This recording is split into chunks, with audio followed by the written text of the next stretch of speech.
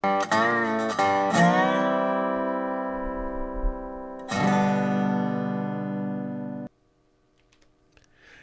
everyone, and welcome back to Coffee with Craig, where we talk about all things firearms policy, politics, culture, media, you name it. We're talking about it right here on Coffee with Craig. So please take a moment, like and share the program so that your friends can know where the conversation is taking place. And if you're watching us on YouTube and Facebook, make sure you hit that notification button. Help us to beat the algorithm so that you'll be notified as soon as we go live, and you can participate in the live chat as the program is taking place. Getting quickly into today's program or today's topic, we all know that there are certain laws, and the Supreme Court has stood up and said it is okay to have certain laws limiting having certain restrictions in terms of who can own or possess firearms. And for the most part, we generally tend to look at laws that restrict people who have a tendency towards violence, whether it's just because they're criminals and looking to do violence with a firearm, or in some cases, the mentally ill, and maybe have a penchant towards violence. But there's a group of laws that are out there, and I think when the founders first thought of quote unquote felonies, they were actually thinking, well, these people who commit felonies are generally violent, right? Well, guess what? That's not the case anymore. There are tons of felonies that are out there that are in fact non-violent, but guess what? If you get convicted of them, you lose your right to keep and bear arms. And so there is a case where the Firearms Policy Coalition has written a brief or included a brief. This particular case that we're talking about here today, once again, is Atkinson v. Garland. This is a case where our Director of Constitutional Studies and Second Amendment scholar, Joseph Greenlee, has written a brief on behalf of the Firearms Policy Coalition. He's here today to talk with us about this case and about the brief. Joseph, welcome back to the program. Thank you so much for having me. All right, so help us to understand, because some people are thinking, well, gosh, they're felons. Why should they be able to own a firearm? Yes, well, first of all, I guess I'll lay the foundation. Under federal law, you're prohibited from ever possessing a firearm again. The law is 18 U.S.C. 922 G1. If you're convicted of a crime punishable by imprisonment of over 1 year. So it doesn't matter actually if it's a felony or misdemeanor. There's a little different rules for misdemeanor, but usually the distinction isn't terribly significant as far as the courts are concerned in Second Amendment cases. And it doesn't matter what the actual sentence was. So maybe it's punishable by 2 years in prison, but the judge saw what you did in your circumstances and says you don't deserve a day in prison. It doesn't matter. You're forever prohibited from possessing arms. And this is problematic because today, every day, just virtually every day, there are more crimes that are considered felonies or misdemeanors punishable by a few years in prison. And so it seems like it's easy for law-abiding people who have never been convicted of a crime to say, well, what do I care about this? I live a pretty straightforward life. Don't engage in criminal activity. What do I care? And you should be concerned that it's just the scope of this law is expanding just constantly.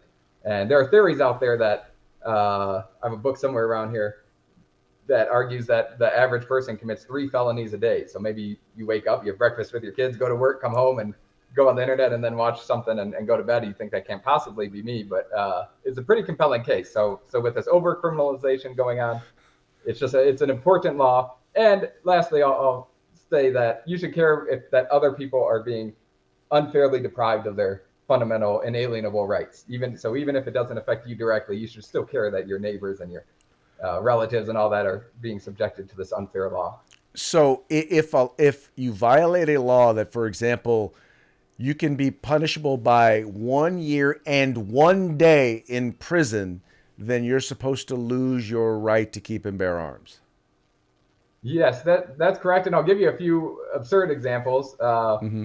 Please do. A judge pointed out that if you're in New Jersey and you take ketchup off the shelf and you open it and then you close it and you put it back on the shelf, you deserve a lifetime firearms ban, according to the federal government. If you there was a guy in, I forget if it was Florida or Texas, but he was trying to impress his lady friend, and he released like a few dozen balloons into the air, and he committed a felony by doing so. So it doesn't. People tend to think felony. They think violent, heinous crimes, but it can be any harmless, well-meaning thing like just releasing balloons to impress your girlfriend. Okay. So now give me some of the details of this particular case, the Atkinson v. Garland case. Sure. So Mr. Atkinson was convicted of mail fraud, one count of mail fraud in 1998. And according to some of the old pleadings, it appears he wasn't even fully aware of that he was committing a crime. But that maybe that comes up often in criminal cases. But either way, he was convicted of one count of mail fraud decades ago and has been law-abiding, upstanding citizen ever since. But he is forever prohibited from possessing arms. Wow. Okay. So 24, almost 25 years ago, he was convicted of one count of mail fraud. And was he aware at the time that meant he would lose his right to keep and bear arms? When he was convicted, I'm actually not sure. I'm not sure if he was aware of that, but wow. Okay. It doesn't make it it doesn't make it comfortable. Especially the thing that concerns me about this is that in a lot of cases, like for example, if you accept a plea bargain to a lesser charge, and that lesser charge, even if let's say it's a misdemeanor, so they tell you, well, there's less restrictions with a misdemeanor. If you accept a plea on a misdemeanor that has, for example, up to 18 months or up to 2 years in prison, like in California, they're not obligated to tell you what you are negotiating away when you do that plea bargain. Yes, and we've had a number of people who didn't understand. We have one right now. We petitioned for rehearing. It's a prohibited persons case. Somebody was convicted of a DUI misdemeanor, and he's forever prohibited from possessing arms. And on his docket sheet, the court docket sheet, it said that it was I think class 2 misdemeanor, which would not have resulted in a lifetime prohibition, arms prohibition. So sometimes he's a perfect example of somebody, he didn't even know that he was subject to this lifetime ban. Well, and then you have places like California where they've actually made it so let's say you get your restriction in California and then you go to another state. And I know we've had cases where people go to another state, they go to get a firearm, and they come to find out that, you're prohibited in California, so they can't get a firearm. And it takes them, they can't even get California to remove them from the prohibited list, even in some cases after they've had it expunged. Yes, you know what? That's another case that FPC is working on. So yeah, that stuff, it's not unheard of, and it certainly exists. It's real, and it's common enough that all these things we're talking about, we are litigating at this moment. So it's a big problem. Yeah, especially when you consider, once again, and I think as you stated earlier, the number of crimes that are added to the books every single year, because, the way in which to make people comply with laws when they're not complying with laws is to pass more laws. Yes, exactly. Yes. Wow. Okay, well, this is kind of scary. So now, when do you have any idea when we'll hear something on this particular case? No, this one also, we're still waiting for in fact, actually, the government just filed their response in this case, and then Mr. Atkinson has, maybe a couple weeks from the date we're recording this to file a reply brief, and then the court will, I'm not sure, maybe consider argument. They haven't said yet, and then we'll get a decision. So it could be a few months, or it could be, a year or more. Mm-hmm. Now, once again, under the new standard that they're supposed to be looking at, the new historical standard, is there any sort of historical record or history that they can look to say that would support them banning, once again, nonviolent criminals, felons, but nonviolent criminals, nonviolent felons from being able to own or possess firearms?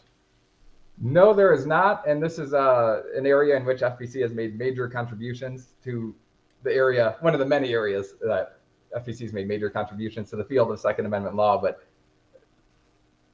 so historically, we did the research. We traced it all the way back to like 602 in England.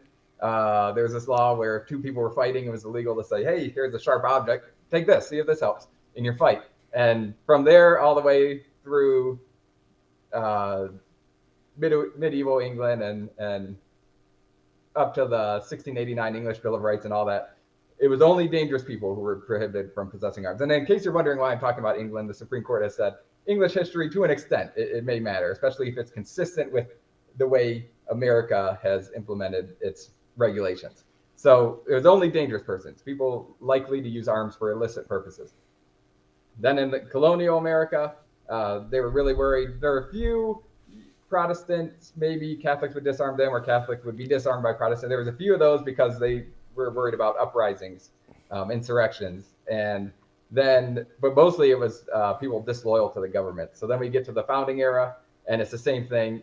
During the ratification of the Constitution, during those debates, there were a few proposals by Samuel Adams, a very influential group in Pennsylvania, and these all said there's a right to keep and bear arms for all peaceable persons, but you can only disarm maybe people engaged in rebellion or dangerous, violent people.